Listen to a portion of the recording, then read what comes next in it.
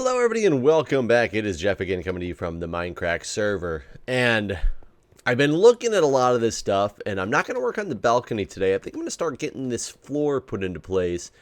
But I've been looking at this as well and I think I might shift this whole system over 2 or 3 blocks off camera one of these days, my brewing system.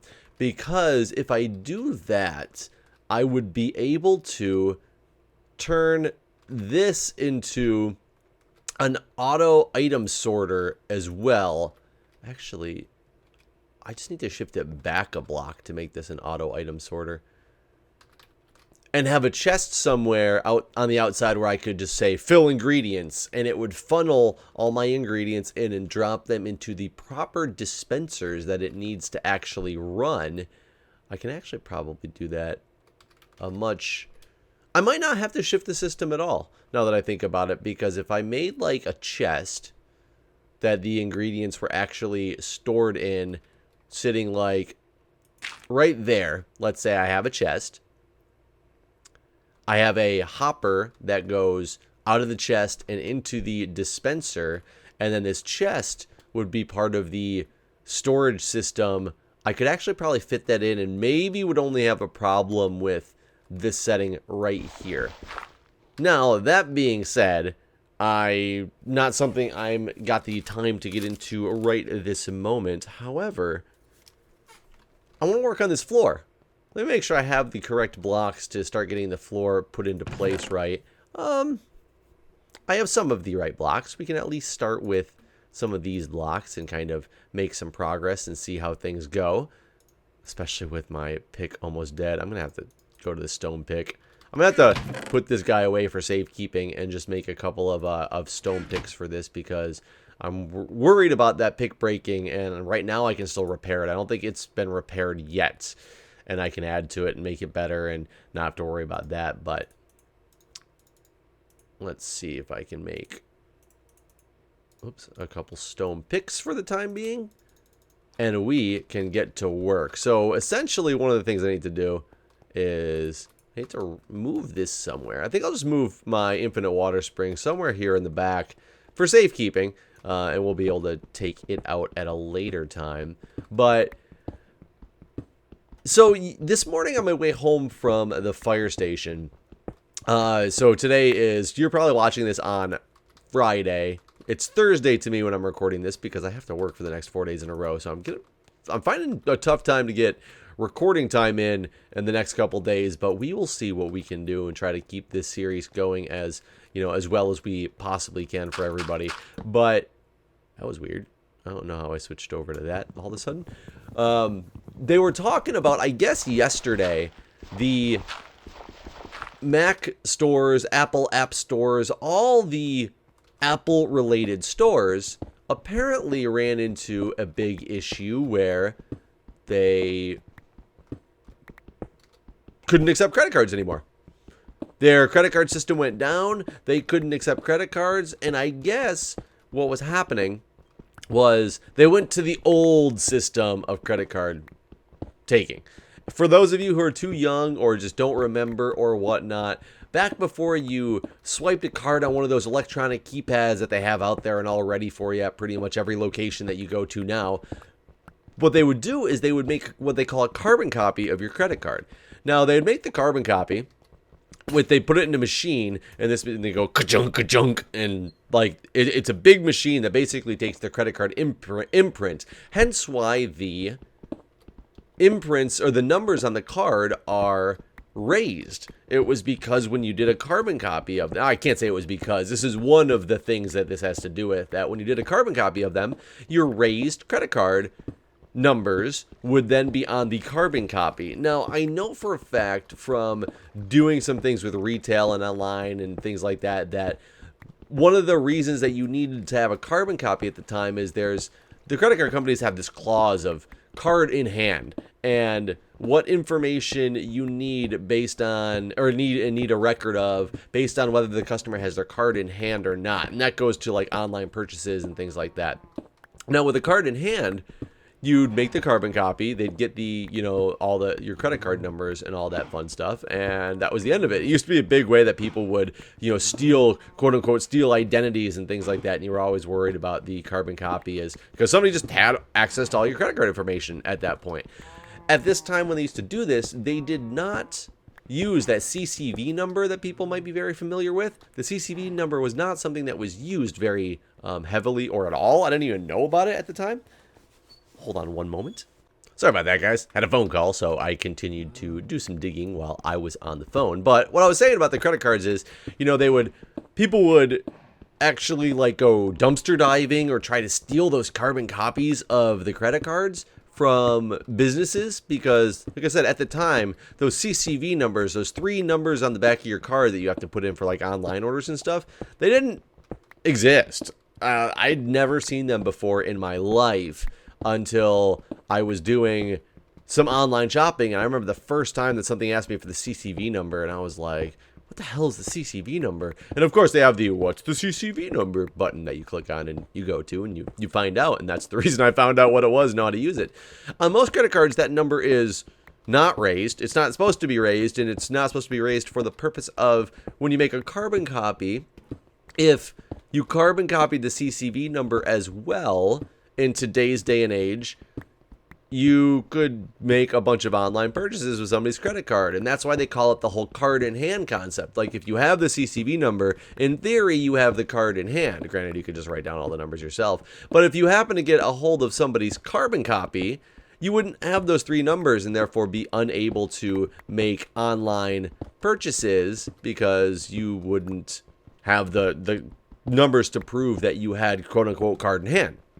Now, I recently actually got a credit card that has those numbers that are also raised. And I was baffled when I initially saw that this was the case because you're not supposed to have those numbers raised on the back of a credit card. They're supposed to be so you can't make a... Oh, I just went to the wrong section. So you can't make a carbon copy. Where did I put all my furnaces? I must not have put them anywhere yet. There's my furnaces in here. So where is my... There's my coal. There we go. And I found that extremely problematic. But at the same time, pretty much nowadays, nobody uses the carbon copy machines anymore. I was really shocked to hear that apparently yesterday, when the Apple stores all went down, that they used the carbon copies. Because of the fact that I worked at McDonald's years ago. We actually didn't take credit cards for the longest time when I worked at McDonald's. I know you guys might think that's crazy, like a place that doesn't take credit cards. And I used to laugh at people who'd come up to the drive-thru and be like, you don't take credit cards? I'd be like, of course not. This is a fast food restaurant. Why on earth would we need to take credit cards?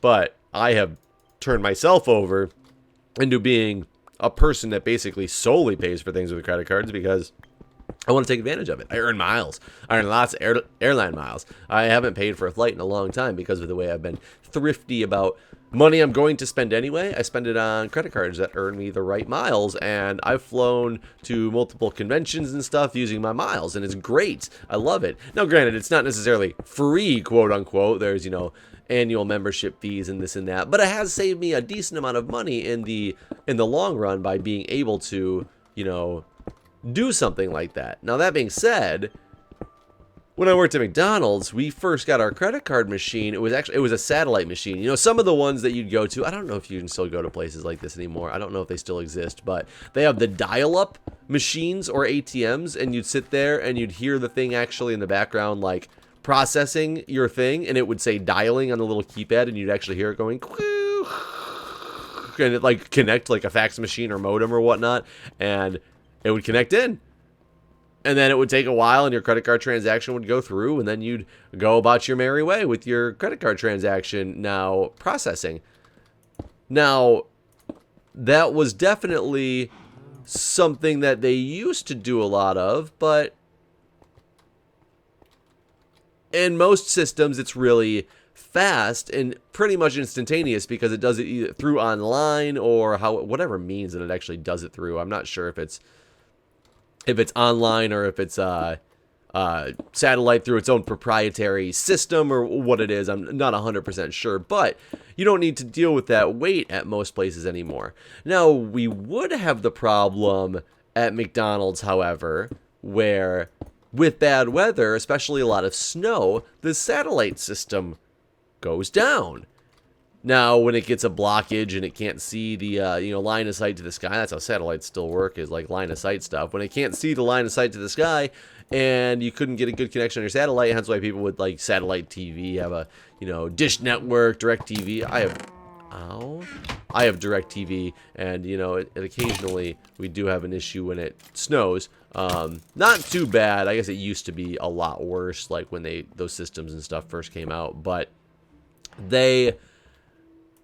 Oh, that is not correct, sir. That is not correct. There we go. I can't start putting those in yet until I get more diorite. Let me see. Or polished. I need polished andesite. Ooh, got more stone.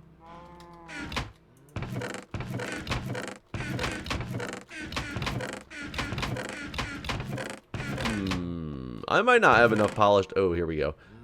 I've got a lot of diorite, though. And with diorite, I can turn a lot of this stuff. Hold on a second here. I can do a lot of the stuff that I need to do for this floor. But when the system would go down, what would happen is there would be this... it was weird. I remember the first time I noticed it was because I was taking somebody's order... and they paid with the credit card, and I swear to God, the second I swiped the card through the machine, it was like instantaneous. Their approval came up, but it used to take at least 2 or 3 seconds. Like, it's not a long time to like dial out like I was talking about before, but I swiped and it was like, like machine like printing receipt, and I was like, holy crap! Like, did they just upgrade our infrastructure, our system? And my boss said, no, that actually means the satellite is down, and what it did was the system would then run. It would give you the approvals and everything. It would store. It was like their backup system for down. It was like a downtime procedure backup system essentially, and they would store all of the information, and they'd run a bulk transaction at the end of. There we go. It would run a bulk transaction at the end of the day or whatever. When the system came back up, it would start running those things all through at one time. And I was like, well, can't people like manipulate the system then? And he's like, well, for one, at McDonald's, it only did it if your transaction was less than, there we go, perfect. If your transaction was less than $25, I want to say, but you could change the limit to whatever you want to automatically do that. And at McDonald's, of course, $25 is a huge amount of money on an order. And I was like, but what if somebody knew that our system was down? Wouldn't they be able to use that, to their advantage and come through and like scam us and just use credit cards that didn't work? And he said, well, yeah, that is the risk that you take with this. But what are the odds that somebody actually knows for a fact that our system is down and then specifically comes to our McDonald's to use a fake or stolen credit card or whatever because, it's not going to get caught until the next day? And I was like, that's a really good point. The Apple Store, the whole Apple process and Apple system is down, and you don't have some backup plan that still can automatically batch process your transactions later for a higher amount of money because it's not McDonald's, then taking credit card carbon copies of people's credit cards, that baffles me. And that's not even to say that in today's day and age, I don't even know what the standard is on this stuff anymore, like, because the standard very well could be that you're not supposed to take. I thought it was actually that you weren't supposed to take carbon copies of anything anymore. I thought was the standard, but I actually don't know like who the standarding body would be on that. I guess it'd be like probably the FCC. If I'd have to guess, it'd be the FCC. So maybe them, but and you might think, just like I did back in the day, well, no, if somebody realized that the Apple system was down, people would be racing out in droves to the the Apple Store to start buying a bunch of iPhones and things like that, like on these fake and stolen credit cards. I mean, do you think so? I don't know. I'm not as young and naive as I used to be, and everything is not going to purposely be being done by people to be, sneaky and get away with things. Granted, do you have more of an opportunity for that if people were to know the system was down? Sure. For one, how would people know your system's down? They know your system's down because it made headlines because they were making carbon copies of credit cards yesterday. No, I don't think it was because somebody looked at some online forum and was like, guys, things were weird at the Apple store. My transaction went through extremely quickly. Therefore, I believe that their systems may be down. Time to go in with the stolen credit cards, everybody. Just keep it quiet. Oh, I was like, I messed something up here and I can't figure out what it is. But I got it. Boom. Yeah. It's such a subtle like difference in the floor texture that I really like it a lot.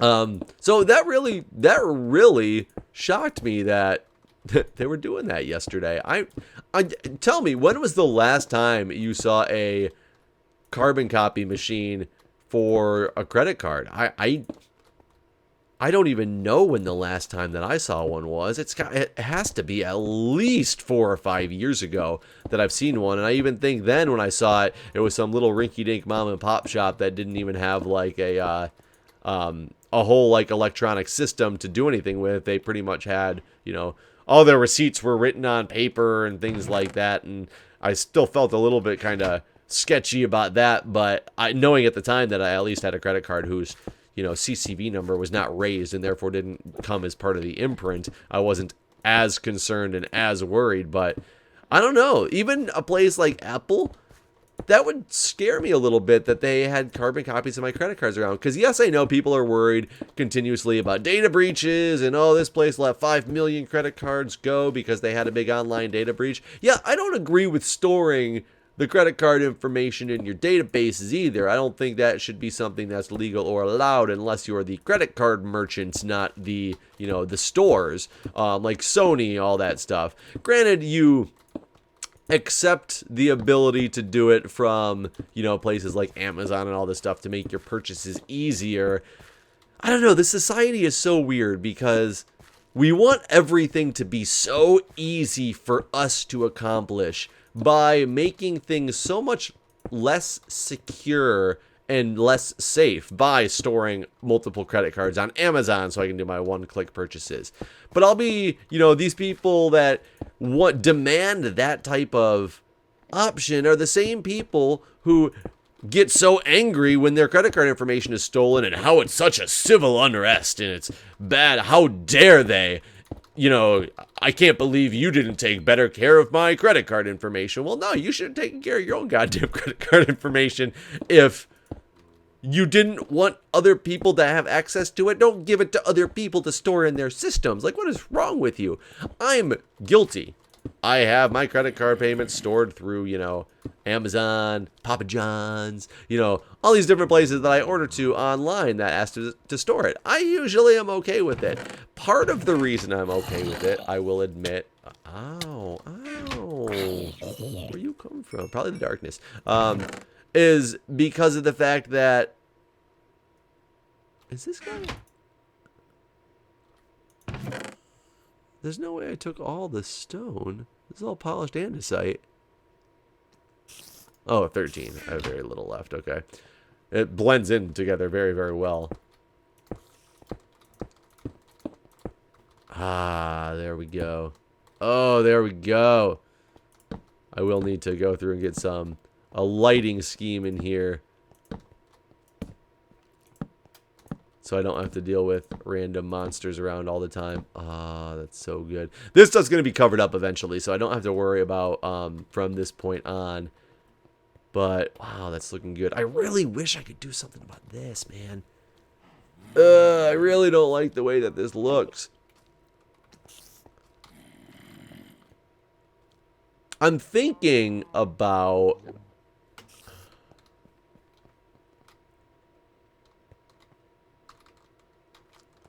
I don't know. I don't know how I can fix this. I don't like that dip in there. I wish it didn't exist. That would be nice. I could hit the button and have it like some pistons retract this whole row and all this crazy stuff. I could try. Probably unsuccessfully. But I could try. I don't know. Either way, that being said, credit cards, protect your own information. I was really shocked to see, you know, that happened with Apple, which, yeah, I guess if somebody gets a hold of those credit cards, the carbon copies and stuff that all the stores are keeping now, sure, you could be like, well, it's less people than if they had a data breach online. But I think you'd have people like that who would probably post that information out there on the net. And hopefully the CCV numbers are safe because, you know, as I said, mine are not necessarily safe. Oh, I can't even put that on these. Mine are not necessarily safe because of the fact that it's not where I wanted to go. I wanted to go there. Because of the fact that the CCV number on one of my credit cards is actually raised, which is kind of scary.